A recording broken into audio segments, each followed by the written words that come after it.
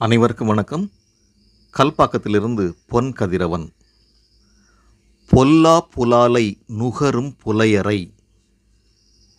நண்பர்களே, இதை கேட்டவுடன் இன்று என்ன சொல்லப் போகிறோம் என்று புரிந்திருப்பீர்கள். ஐப்பசி மாதம் அடைமழை காலம் என்பார்கள். உண்மையில் ஐப்பசி மாதம் அடைமழை காலம் மட்டுமல்ல, உயர்திணை உயிர்களில் சிலர் அக்திணை உயிர்களாய் மாறும் காலமாகும்.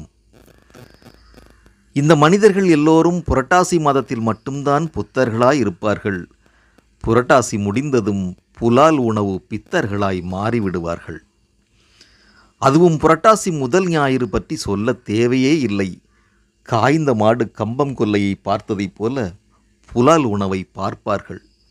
ஊர்வன, பரப்பன, நடப்பன உள்ளிட்ட அனைத்து வகை உயிரினங்களையும் கொன்று தின்பதை ஒரு திருவிழா போல் கொண்டாடுவார்கள்.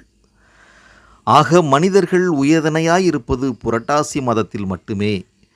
புரட்டாசி முடிந்ததும் வழக்கம் போல் அக்திணையாய் மாறிவிடுவார்கள். தன் குடும்பத்தில் ஒருவர் இறந்துவிட்டால் கதறி கதறி அழுகிறோம். அதுபோலவே மற்ற உயிர்களும் வருந்தும் என்பதை உணர மறுக்கிறோம். தன் இனத்தில் ஒரு காக்கை இறந்து கிடந்தால் மற்ற காக்கைகள் எல்லாம் கூடி நின்று வேகமாக கரைகின்றன, கதறுகின்றன, தங்கள் வலியை வெளிப்படுத்துகின்றன. ஆம், காக்கைகள் மட்டுமல்ல, எல்லா உயிரினங்களும் தங்களில் ஒருவரை இழக்கும்போது கதறி அழுகின்றன. இதை உணராத மனிதர்கள் நாம் எப்படி உயர்தனையாய் இருக்க முடியும்? நம்மை அக்திணை என்று அழைப்பதுதானே முறையாகும்.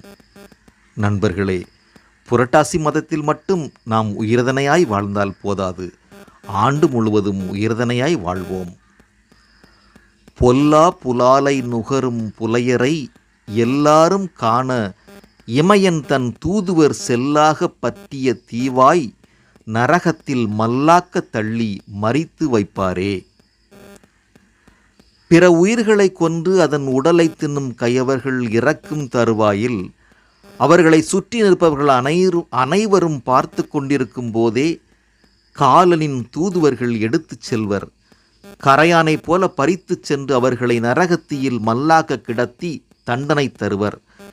தன் உணவுக்காக பிற உயிர்களை கொல்லும்போது அந்த உயிர்கள் எப்படி நரக வேதனை அடையுமோ அதை போலவே அந்த உயிர்களை கொன்று தின்றவர்களும் நரகத்தியில் எப்போதும் வெந்து கொண்டிருப்பார்களாம். நண்பர்களே, இது நான் சொல்லவில்லை, திருமூலரின் திருமந்திரம் சொல்கிறது. தமிழின் பெருமை அறிவோம் என்ற நூலின் ஆசிரியர் திரு ஆதி பகலன் அவர்களுக்கும் இதை ஒலிபரப்பிக் கொண்டிருக்கும் ஜெர்மன் தமிழருவி வானொலி நிலையத்திற்கும் சங்கத்தமிழ் இலக்கிய பூங்கா சார்பாக நன்றியை தெரிவித்துக் கொள்கிறோம். நன்றி.